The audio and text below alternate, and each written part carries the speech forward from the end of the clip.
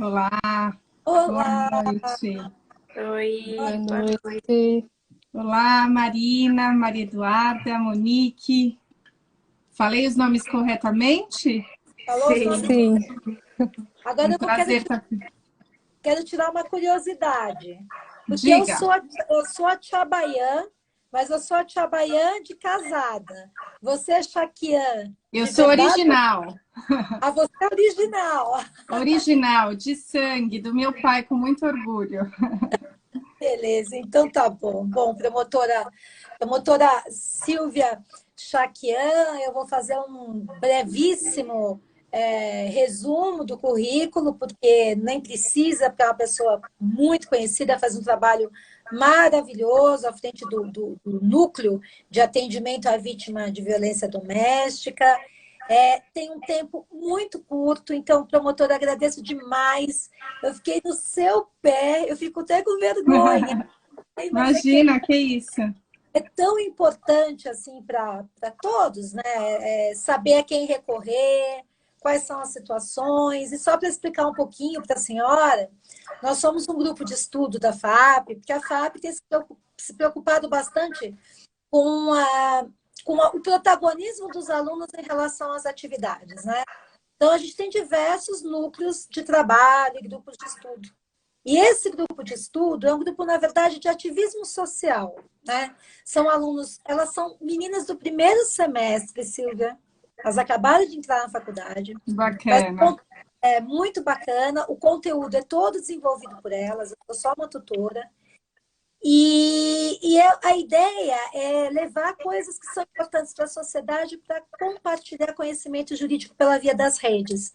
Então, nós trabalhamos muito cidadania, título de eleitor, e agora veio a questão da dignidade humana e igualdade. E como não podia deixar de ser, a gente queria falar sobre a questão da desigualdade de gênero e falar sobre violência doméstica. Não podia ser ninguém além da senhora. Então, agradeço novamente. Eu sei Imagina, eu que agradeço. que é lotada e eu fico muito grata mesmo em nome da FAP e do grupo de estudo. Então, sem mais delongas, só para concluir, a promotora, ela é a promotora de enfrentamento à violência doméstica e familiar do Ministério Público de São Paulo, coordenadora do Núcleo de Atendimento à Vítima de Violência Doméstica, mestre em Direito Penal pela PUC São Paulo, e dito isso, eu passo a palavra para as nossas alunas, para que elas possam fazer as suas perguntas. Pode fazer, Monique, pode começar. Boa noite, pessoal. Primeiramente, eu gostaria de agradecer a oportunidade, agradecer a professora Marina, agradecer também a promotora. É uma satisfação poder estar aqui participando desse projeto lindo, né, que a gente está desenvolvendo. E, inicialmente, eu vou começar perguntando o que é a violência doméstica e como ela começa. Perfeito. Eu que agradeço, viu, o convite e tenho o maior prazer de contribuir com iniciativas dessa natureza e muito bom estar aqui com as alunas. Acho que isso só torna esse encontro ainda mais bacana, interessante.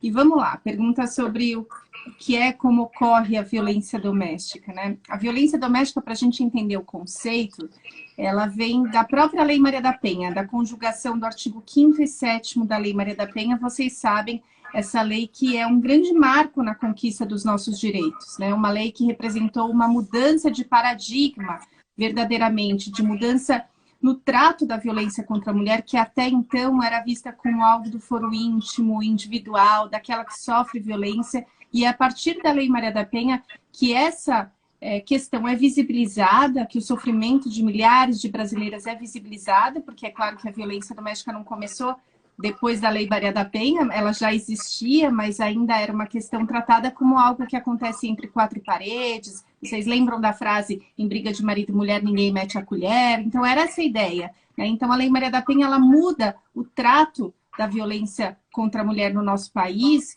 e que torna essa luta uma questão de Estado, né? Que não é mais uma luta daquela que sofre violência, mas é uma questão que está relacionada a todos e todas nós, instituições, sociedade civil, sistema de justiça.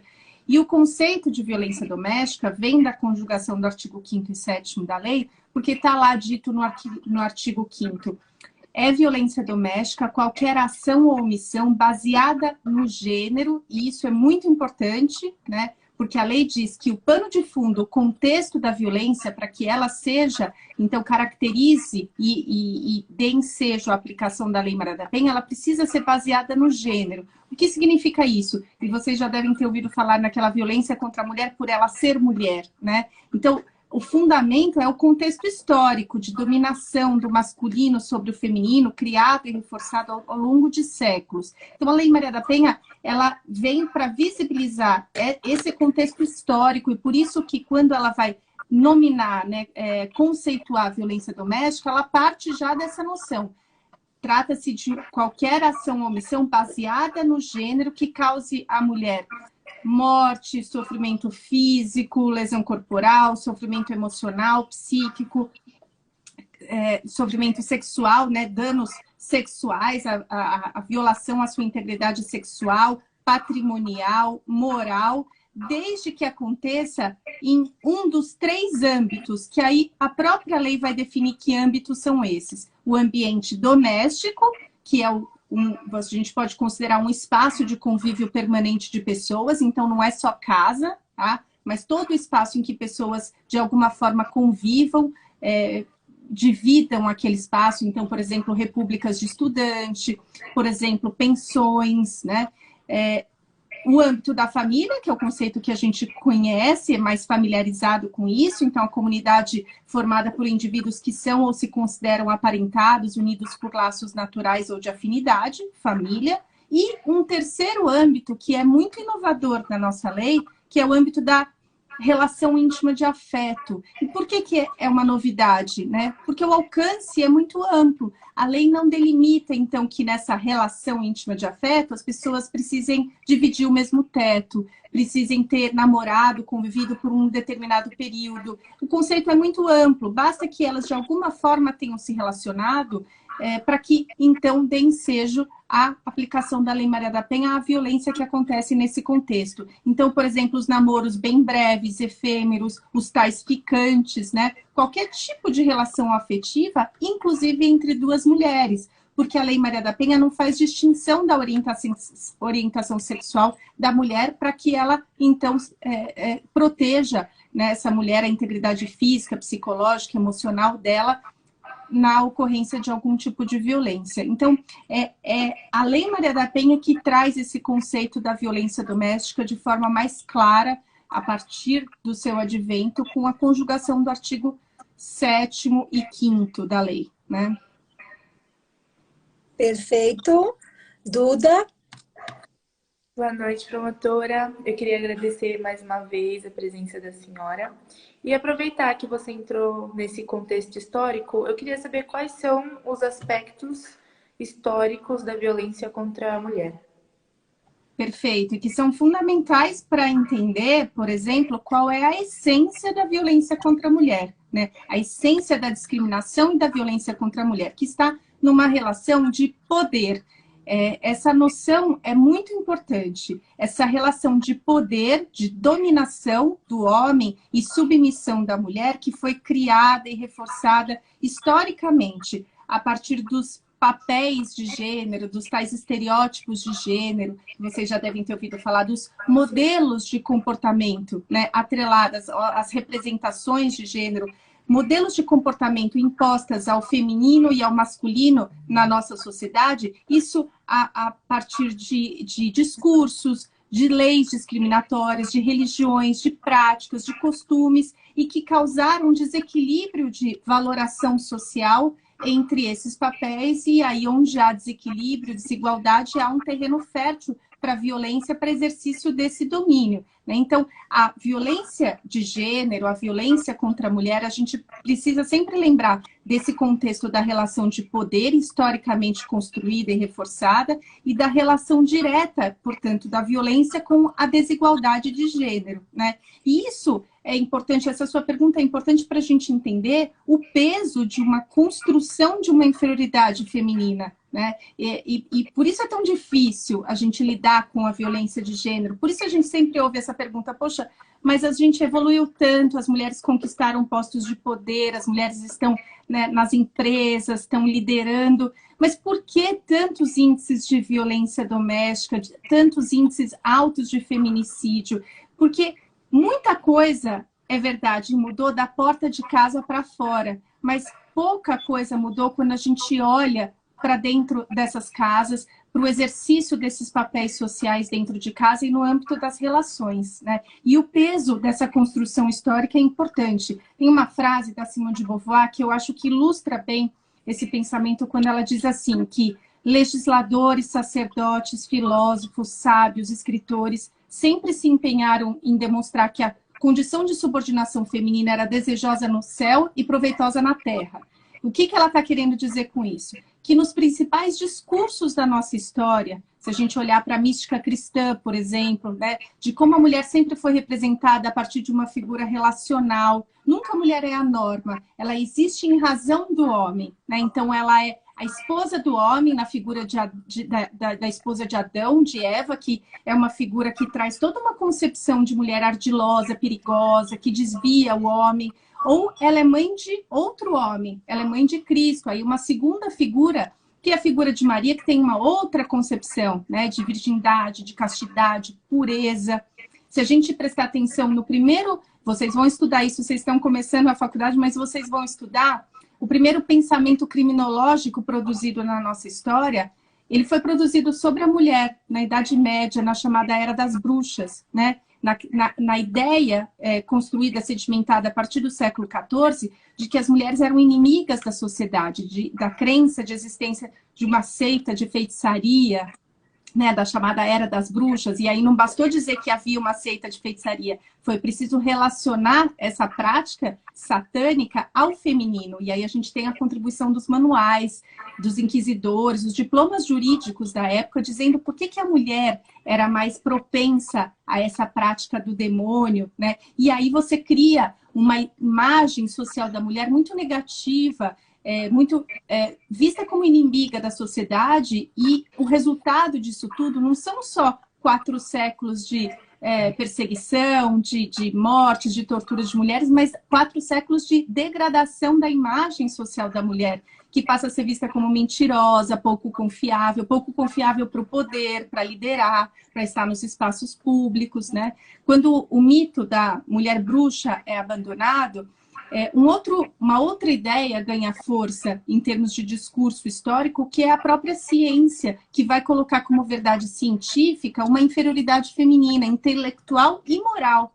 Então, eu estou falando dos discursos da medicina, da própria psicanálise, muitas vezes, justificando uma inferioridade biológica da mulher, a partir de várias teorias, os calores, os humores da mulher, que causam descontrole, a menstruação, a gravidez, que causa descontrole emocional na mulher, né? Então, essa desumanização mesmo que a ciência se dedica por muito tempo de determinados corpos, de corpos de mulheres, de corpos negros, de corpos indígenas, né? E aí você desumaniza para poder subjugar essas pessoas que passam a não ser tão humanas assim para a ciência. Na filosofia, a gente vai ver esse discurso muitas vezes, e não só Aristóteles, que sempre que a gente fala de subordinação feminina na filosofia, a gente lembra do discurso de Aristóteles, mas também os filósofos iluministas vão se dedicar, muitas vezes, mesmo nos seus ideais de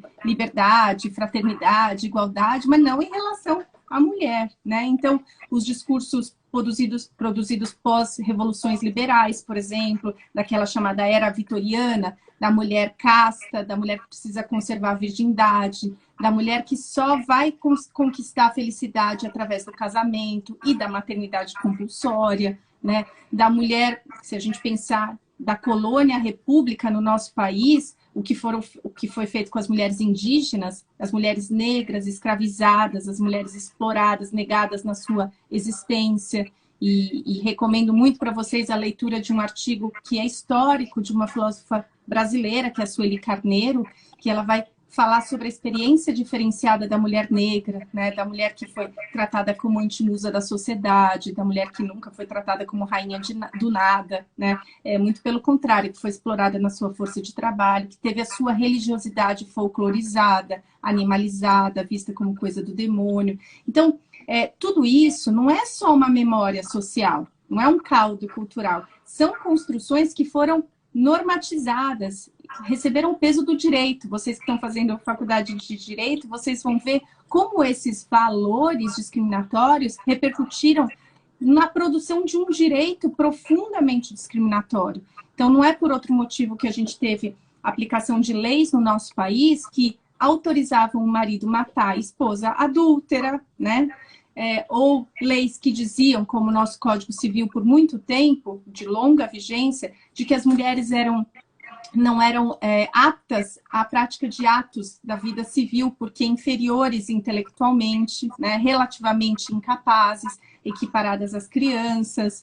Enfim, a gente tem um legado discriminatório no nosso direito em relação aos crimes sexuais, então nem se fale, que não eram nem tratados como crimes sexuais, eram tratados como crimes contra os costumes, contra a moralidade pública, né? Não se pensava a dignidade sexual da mulher que sofre violência. Então, a gente tem muito essa questão da legítima defesa da honra, né? Muitas vezes autorizando a absolvição dos tais feminicidas passionais, né? Na época nem havia essa ideia de feminicídio, mas, enfim, só para vocês terem uma ideia de como a gente enfrentou um legado, ainda enfrenta um legado discriminatório também no direito, e essa mudança, ela é relativamente recente em termos de história. E a gente vai ver essa mudança acontecer a partir da concepção da dignidade humana, da noção de dignidade humana, né? Indivíduos são dotados de dignidade humana, isso é claro que não é da noite para o dia, é uma afirmação histórica, um processo histórico, com contribuição desde o cristianismo, a Declaração dos Direitos do Homem e do Cidadão, enfim, a formulação de Kant. A gente vai ver uma série o pós-guerra, claro, responsável pela positivação dessa noção, mas vejam que interessante, não bastou que a humanidade reconhecesse que indivíduos são dotados de dignidade humana, foi preciso que algumas mulheres teóricas vanguardistas, pioneiras, iniciassem um movimento para evidenciar que as mulheres também eram titulares de direitos humanos, né? E são as teóricas que deram início ao pensamento feminista, vamos dizer assim, enquanto pensamento organizado, político. Mary Wollstonecraft, a Olympe de Gouges, francesa, enfim, são mulheres à frente do seu tempo, digamos assim, que vão dar início ao pensamento feminista, vão desenvolver o pensamento feminista, e outras, claro, muitas outras, mas é que aí sim vai se pensar a questão, por exemplo, de que a Declaração dos Direitos do Homem e do Cidadão, esse vocábulo homem não estava a significar humanidade, mas sim um homem mesmo, né? Branco, cristão, europeu, heterossexual. Então, é muito recente que a gente vai ver essa mudança de paradigma, então que finalmente somos concebidas como sujeitos de direitos, e aí esse novo valor vai exigir uma demanda por um novo direito também, porque afinal de contas, se somos sujeitos de direitos, não faz mais sentido termos uma lei que diga que o marido pode matar a esposa adúltera, ou que o marido pode anular o casamento porque descobriu que a mulher foi deflorada, como era antigamente. Não tão antigamente assim, né? Estou falando de coisas que não são tão passado assim. Então, aí sim a gente vai ver uma grande mudança no nosso direito, né? E vocês vão estudar. Essa mudança, ela acaba acontecendo no âmbito internacional, com os tratados, as convenções internacionais sobre os direitos das mulheres. No âmbito constitucional, a nossa Constituição Federal é um grande marco na conquista dos nossos direitos, em termos de não discriminação, de igualdade material entre homens e mulheres. E no âmbito infraconstitucional, as leis que a gente trabalha todo dia hoje, que vocês têm conhecimento e que vão trabalhar muito. Então, Lei Maria da Penha, a lei do feminicídio, lei da importunação sexual, a lei do stalking, que é mais recente, a lei da violência psicológica, são leis mais recentes, mais consentâneas com essa ideia de mulheres como sujeitos de direitos. Fiz uma linha histórica aí para vocês entenderem. Só para lembrar um ponto também importante historicamente, outro dia não, já faz um certo tempo, mas eu assisti novamente que vale muito a pena, que são as sufragistas, né? Ah, maravilhoso. Maravilhoso, né? As mulheres não tinham direito de votar, né? Não eram cidadãs no sentido do termo, né? E essa questão que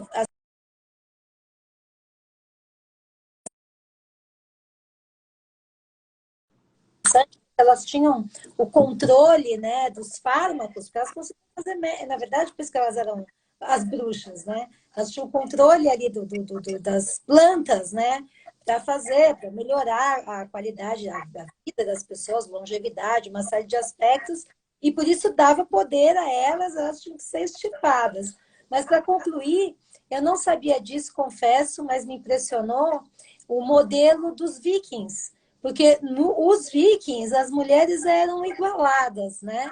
Então, apesar de eles serem absolutamente bárbaros, eles colocavam as mulheres na frente de batalha junto com eles e, de certa maneira, eles davam um papel importante para elas. Então, assim, em termos históricos, tem algumas coisas interessantes também que a gente vai descobrindo, né? Vai pensando, mas foi muito, muito legal ouvir essa sua explanação tão completa a respeito dessa linha histórica toda para a gente conseguir compreender muita coisa que acontece agora, né?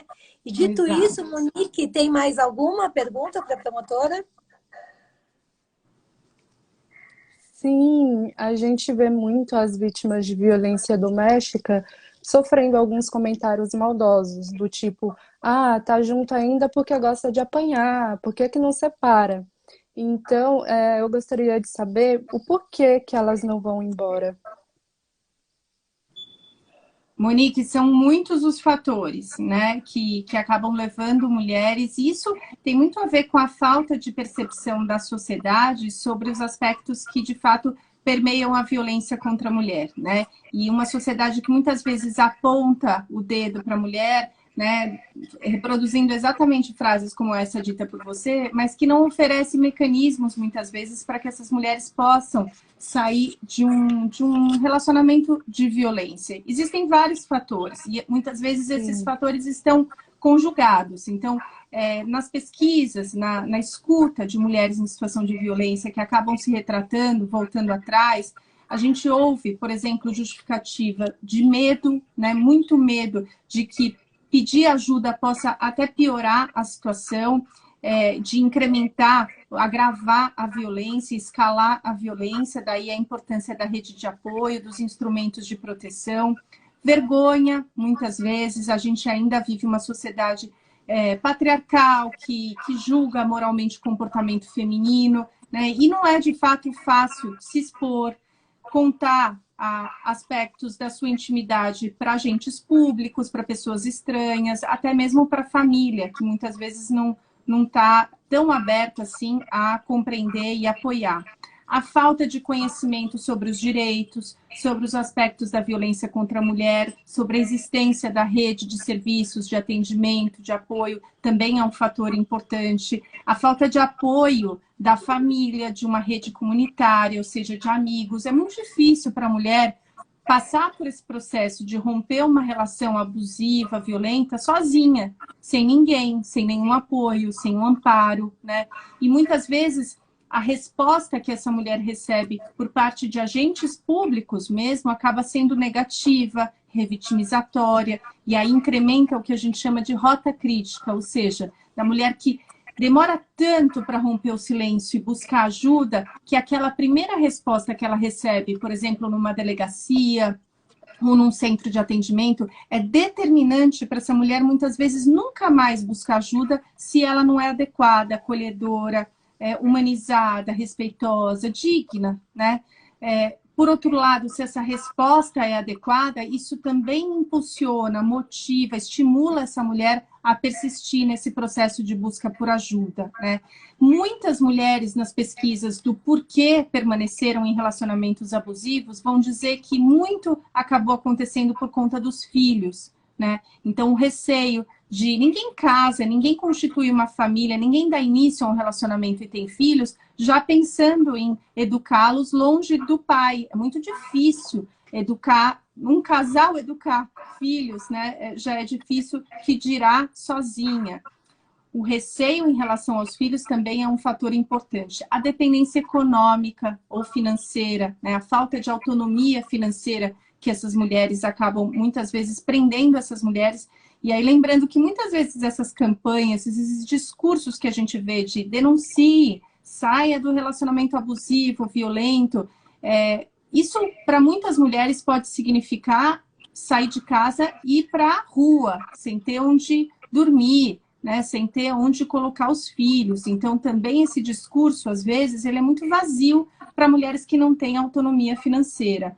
A questão emocional, claro, a gente ainda vive numa sociedade que muitas vezes você introjeta valores do patriarcado, ideias de que a mulher precisa suportar o peso, o sacrifício a todo custo de manter o casamento, né? Essa ideia de romper com o casamento, principalmente para mulheres que pertencem a círculos sociais mais conservadores, ainda é muito difícil. A pressão social que esses círculos sociais conservadores faz sobre as mulheres, muitas vezes círculos sociais religiosos, ainda é muito difícil. O medo da solidão, muitas vezes aparece nos relatos de mulheres, e, fundamentalmente, a crença de que aquele episódio de violência não é tão grave assim, que o comportamento do agressor vai mudar, que o que é grave é o que acontece lá na casa do vizinho, ou no programa de televisão, com aquela mulher que apareceu com o rosto todo desfigurado, mas que o que acontece com ela não é tão grave assim.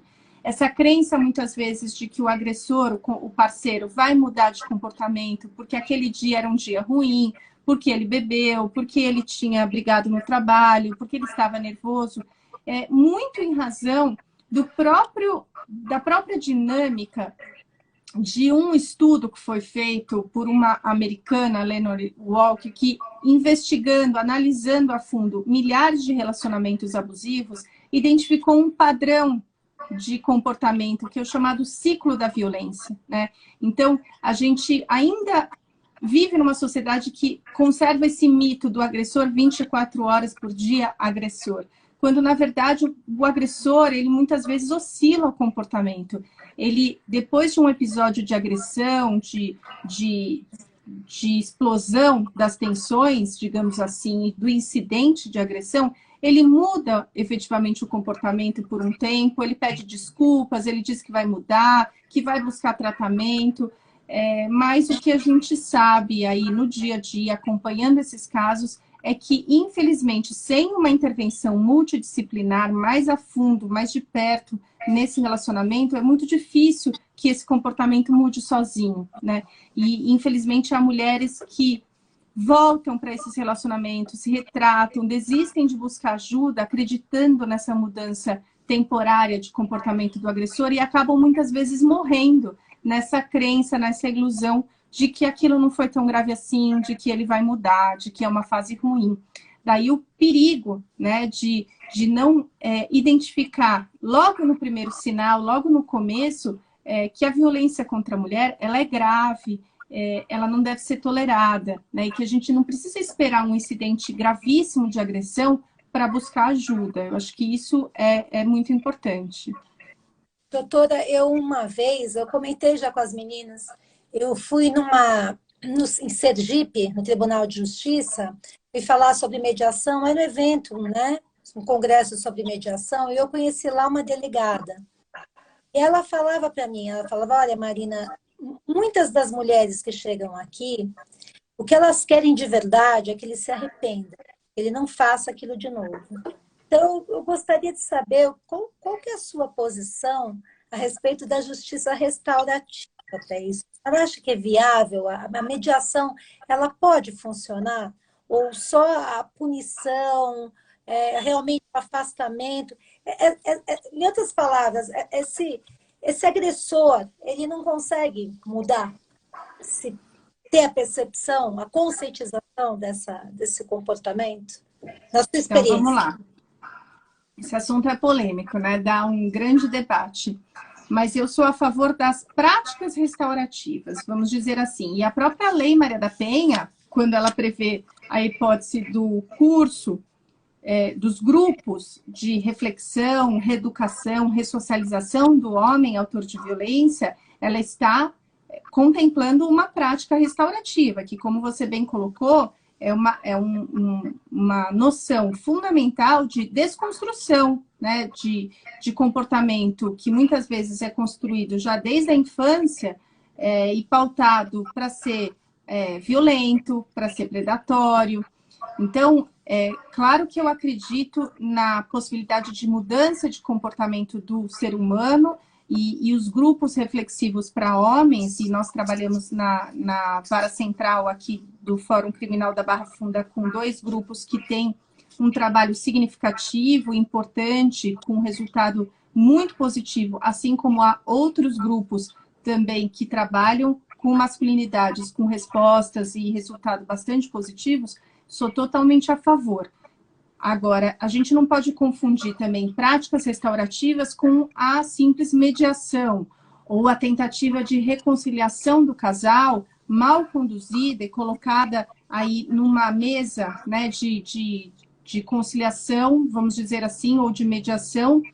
Primeiro que a gente não parte de uma situação em que as duas partes, os dois lados, estão em condição de igualdade para transigir, né, para uma mediação. A mediação tem que partir desse pressuposto de que as duas partes têm condições iguais, né, de compreensão e de lidar com a situação e de decidir sobre ela. Quando a gente fala de uma mulher em situação de violência doméstica, uma mulher que está sofrendo invariavelmente um contexto de violência, muitas vezes crônico, há anos, e aí entram vários aspectos dessa violência, entra uma série de estratégias de controle, de silenciamento, de dominação, de diminuição da sua autoestima, né, de indução dessa mulher a uma verdadeira exaustão.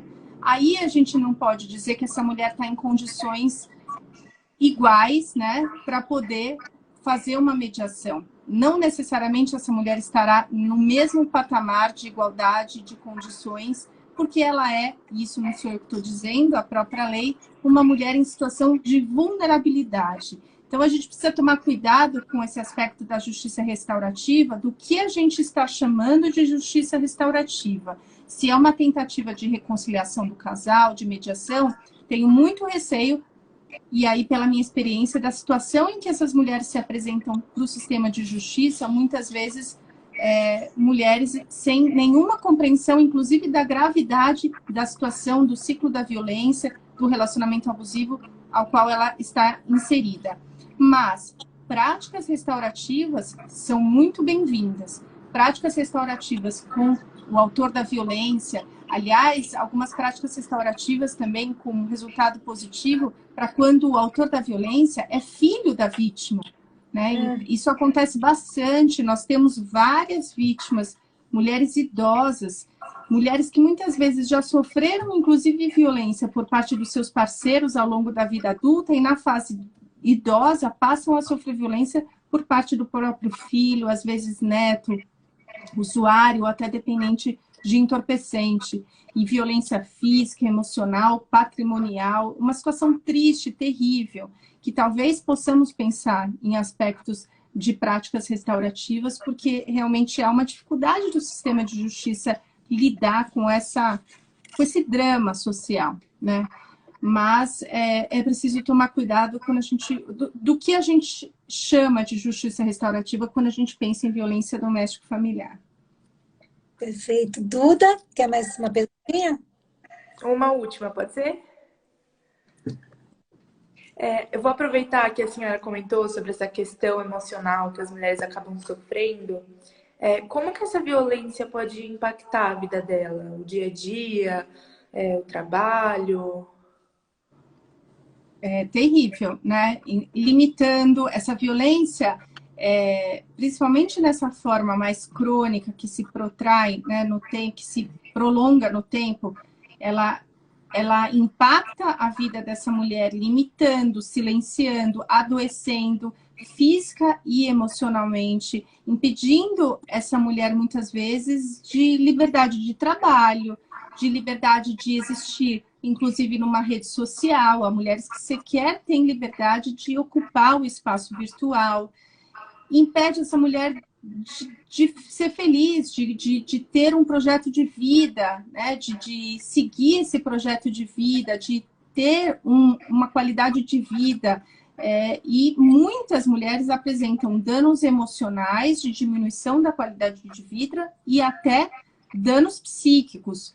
Diminuição de autoestima é um fator que aparece em muitos relatos, a diminuição da própria capacidade de resistência dessas mulheres, né? Então, ao longo do tempo, muitas mulheres relatam aquela sensação de... isso é bem comum eu ouvir em audiências, nos atendimentos. Doutora, eu tenho a sensação de estar permanentemente pisando em ovos, né? Aquela sensação de estresse o tempo inteiro, de expectativa do pior que pode acontecer, da expectativa do incidente de agressão. Então, essa sensação de pisar em ovos causa um ambiente de estresse, né, permanente, que adoece verdadeiramente, né? Então, existem, a gente pode pensar aí em consequências de ordem emocional, comportamental, psíquica. Então, desde a alteração de comportamento dessas mulheres, então, por exemplo, isolamento, perda do interesse no trabalho, né? Choro constante, tristeza profunda, transtornos do sono, de alimentação, de sexualidade, a crença de desvalor sobre si mesma, em algumas situações mais graves, até a própria automutilação ou a ideação suicida, doenças crônicas que podem estar atreladas a um contexto de violência doméstica, ansiedade, depressão, aí falando de danos psíquicos mesmo, né? Então, dificuldade para ter outros relacionamentos, perda do interesse na vida. Então, são aspectos muito significativos que acabam aparecendo aí de impacto emocional, comportamental, psíquico, emocional, quando a gente ouve o relato dessas mulheres. E aí vem o mau uso também, né? Eu cansei de ter situações aí de processo em que a mulher era apontada como louca porque ela tinha tentado se suicidar, sim. né? E aí usando, não, a guarda tem que ficar comigo porque ela não tem condição de ficar com a criança, mas toda a parte, né, da violência e o que levou a isso é ocultado. E, infelizmente, mais de uma situação eu vi que, ao fim e ao cabo, quem teve o problema, quem suportou o problema, foi a mulher. Ela era louca. Ah, olha que ela tentou se suicidar. Mas por que ela tentou se suicidar? O que levou? Que é um problema muito sério. Sabe uma coisa que eu acho que é importante a gente estar fazendo assim abertamente? Amanhã eu sofro uma violência. Onde eu vou? O que eu procuro? Então, vamos lá. Toda vez que uma violência acontece, a gente precisa pensar em diferentes eixos de proteção e responsabilização, né? Então, o primeiro eixo, eu gosto de expor de responder essa pergunta dessa forma. O primeiro eixo tem que ser sempre a saúde. A saúde tem que ser sempre o primeiro sistema acionado toda vez em que há lesão corporal ou na hipótese de uma violência sexual. Então, a gente precisa lembrar que existe a lei do minuto seguinte, uma lei que garante à vítima de violência sexual atendimento emergencial, prioritário, multidisciplinar, né, no Sistema Único de Saúde. Isso é importante ser dito porque quando há um episódio de violência sexual, há providências que precisam ser manejadas em até 72 horas. Eu falo das profilaxias para não contaminação por doença sexualmente transmissível, evitar gravidez, evitar o contágio por HIV. Então, tratamento, claro, das lesões. Então, violência física, violência sexual, o sistema de saúde é o primeiro a ser buscado pela vítima, necessariamente. Além do eixo da saúde, a gente também tem o eixo psicossocial, dos serviços que estão disponíveis na rede de atendimento à mulher, que engloba vários equipamentos, várias hipóteses aí e que precisam ser acionadas, como é o caso dos centros de referência da mulher, onde a mulher pode buscar orientação, suporte emocional e social para lidar com aquela situação. Como eu disse, romper uma relação violenta é difícil, é delicado, cada mulher tem seu tempo e esse amparo é fundamental nesse processo. Há mulheres que vivem uma situação de risco efetivo à sua vida e que uma medida protetiva não basta, né? Registrar um boletim de ocorrência não basta. Às vezes é necessário sair de casa e muitas mulheres não têm para onde ir. Então, as casas de passagem, que onde as mulheres podem ficar aí transitoriamente, né, por algum período, ou a casa de abrigo sigiloso. O abrigo sigiloso é um serviço da rede de atendimento e é fundamental para determinados casos mais graves, mais delicados, de risco para a vida dela. Então, esses serviços, a Casa da Mulher Brasileira, aqui em São Paulo, em alguns estados, a gente tem Casa da Mulher Brasileira, um equipamento também integrado com vários serviços que também acolhe, orienta, registra boletim de ocorrência. Isso é importante ser falado. E aí o eixo da polícia, da segurança, da justiça. Então aí o caminho, a porta de entrada mais conhecida acaba sendo da delegacia especializada da mulher, as DDMs, né? Mas não somente, qualquer delegacia precisa, assim que a vítima procura, a mulher procura, qualquer delegacia tem obrigação de registro do boletim de ocorrência, que vai dar origem ao inquérito policial, e aí lembrando que a vítima também pode, nesse momento, já pedir as medidas protetivas de urgência, previstas na Lei Maria da Penha, por exemplo, o afastamento do agressor do lar, a proibição do agressor se aproximar, fixado um limite de distância, a proibição de manter contato por telefone, mensagem, e-mail, de qualquer forma, pessoalmente. Então, as medidas protetivas, elas podem ser requeridas também logo no início do registro do boletim de ocorrência. Então, eu acho importante pensar nesses eixos todos, porque há ainda uma crença na nossa sociedade de que basta o registro de um boletim de ocorrência, né? Mas existem outras providências que são tão ou mais importantes, como procurar um equipamento da rede, como buscar o serviço de saúde toda vez em que há lesão ou violência sexual. Isso precisa ser falado. Nossa, muito bom. Muito obrigada por essa informação. Eu tenho certeza que foi muito importante para muita gente que ouve nesse momento. Duda, mais alguma pergunta? Mais uma. A senhora comentou sobre a Lei Maria da Penha, né? Muita gente já conhece, ela é muito famosa. Tem alguma outra lei que também proteja a mulher contra esse tipo de violência? Como ela funciona? Muitas. A gente pode dizer que a gente tem um conjunto aí, um arcabouço legislativo bastante completo na questão da violência contra a mulher. Quando eu mencionei para você aquele corte, aquela mudança de paradigma, né, em que a gente, então, passa historicamente, finalmente, a ser concebida como sujeitos de direitos, a gente vai ver uma demanda por um novo direito, e aí no âmbito internacional, com os tratados e convenções internacionais, e aí com destaque absoluto para a Convenção de Belém do Pará, para a Convenção CEDAW, e no âmbito constitucional, a nossa Constituição, e no âmbito infraconstitucional, a gente tem uma série de legislações aí importantes, desde a mudança no Código Penal com os crimes sexuais, então, o crime de estupro, que passa a ser, então, tratado não mais como um crime contra os costumes, né, ou contra a moralidade pública, mas, finalmente, contra a dignidade, a liberdade sexual da vítima, que pode ser homem ou mulher, com a mudança de 2009 que a gente vê acontecer essa alteração legislativa no crime de estupro, ou a gente pode mencionar a lei, além da Lei Maria da Penha, a lei do feminicídio, uma lei que vem em complementação desse movimento iniciado pela Lei Maria da Penha e que vai visibilizar a morte violenta da mulher por circunstância de gênero, ou seja, quando ela acontece num contexto de violência doméstica e familiar ou num contexto de discriminação e menosprezo contra a mulher. Então, também uma lei importante, e uma lei que, importante dizer, não hierarquiza vidas. A lei do feminicídio não pretende dizer que para o sistema de justiça a morte de uma mulher é mais relevante ou mais grave para a justiça do que a morte de um homem. Absolutamente não.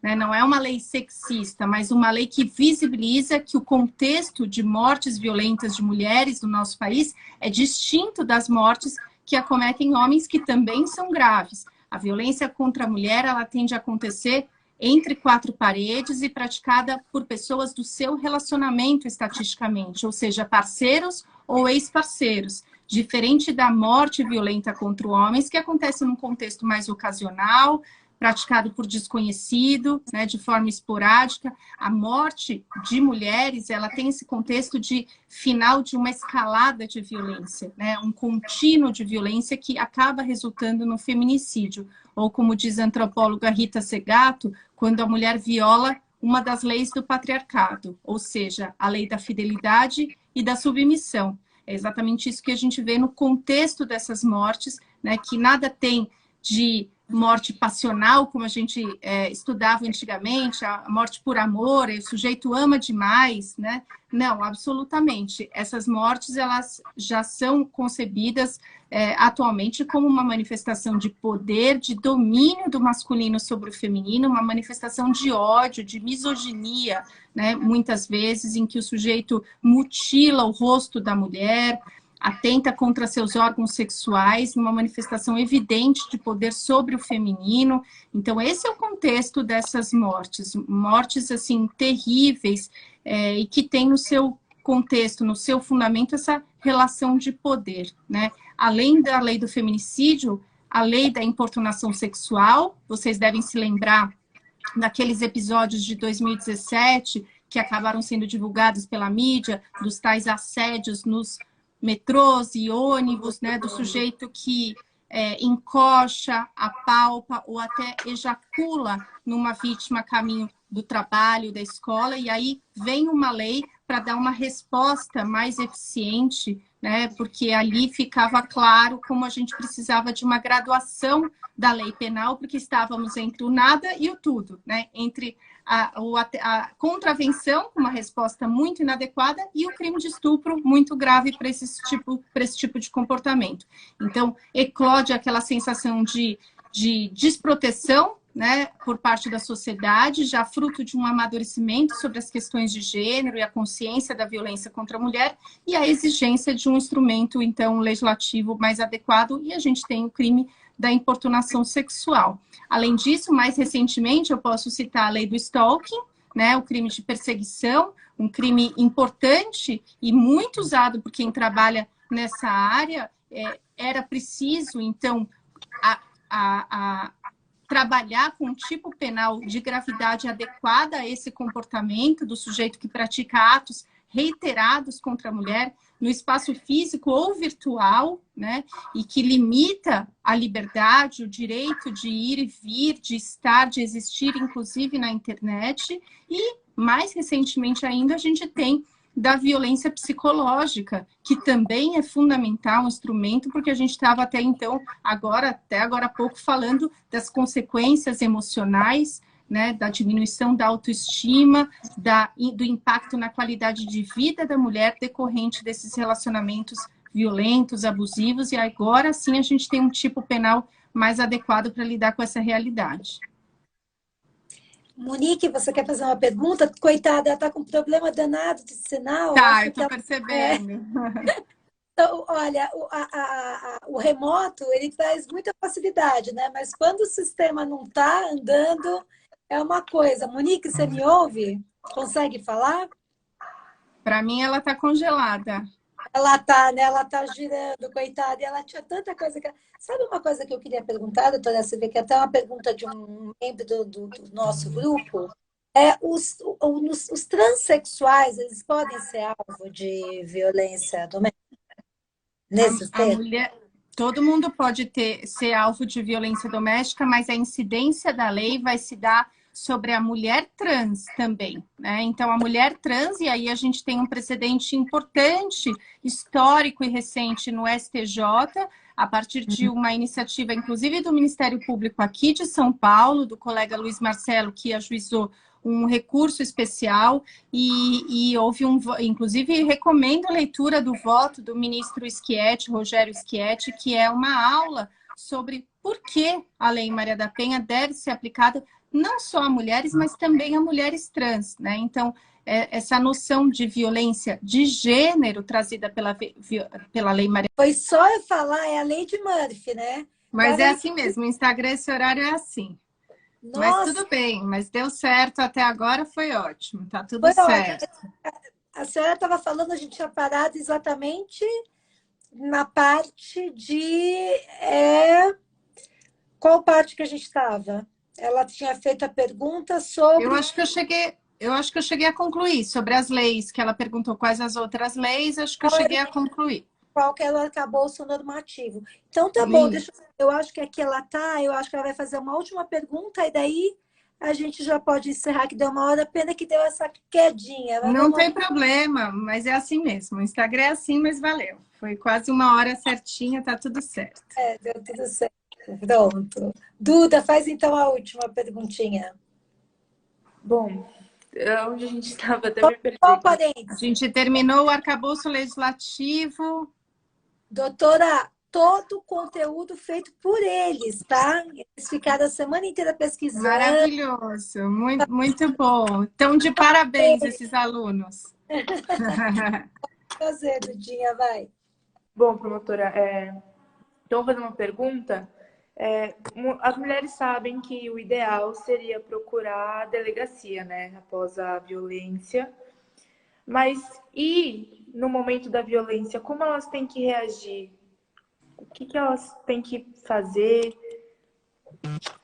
Duda, é muito delicado porque existem vários contextos de violência, né? Existem vários tipos de violência e contextos mesmo de vulnerabilidade. Então, isso depende muito. O importante é não silenciar, buscar ajuda sempre, né? Então, acreditar que vai dar conta desse problema sozinha não é uma possibilidade, né? Então, claro, a depender do caso concreto, e a gente trabalha muito com tentar estabelecer com as mulheres, isso a partir da análise de fatores de risco, fatores de proteção e um plano de segurança, né? Então, quais seriam as estratégias, dependendo daquele caso concreto, de poder buscar ajuda de forma mais efetiva, né? Então, às vezes, a depender do caso concreto, algum telefone de emergência que ela possa ligar, mulheres que estão inseridas, mulheres que já estão com medida protetiva, que estão inseridas, por exemplo, aqui em São Paulo, na capital, no nosso projeto Guardiã Maria da Penha,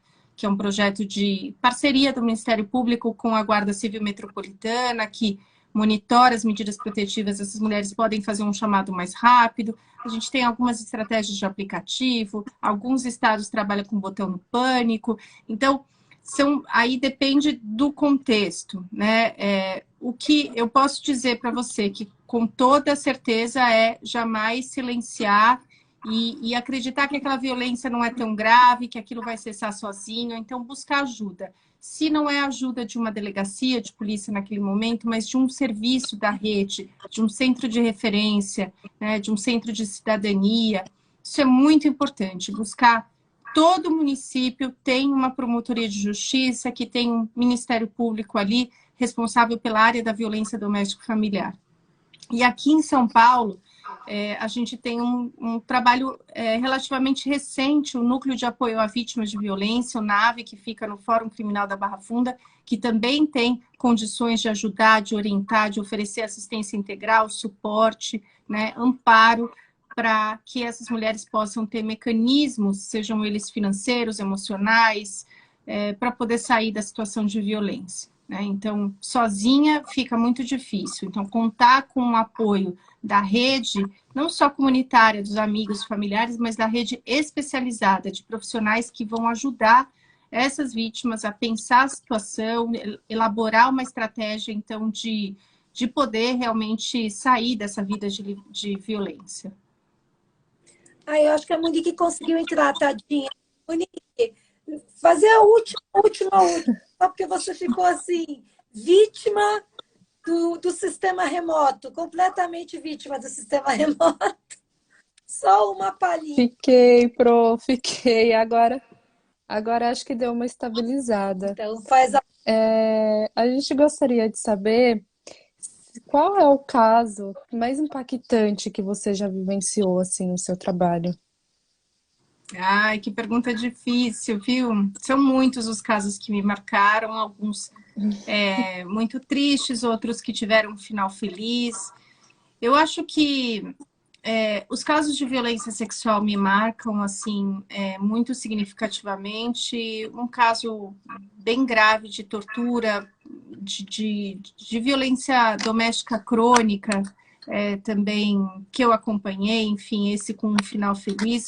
Mas talvez um caso que tenha me marcado muito significativamente tenha sido a oitiva das vítimas do caso do médium João de Deus, né? Nós fizemos numa força-tarefa aqui em São Paulo, oitiva de quase 40 mulheres que viviam em São Paulo, que eram paulistas e que buscaram tratamento, cura espiritual em Abadiânia.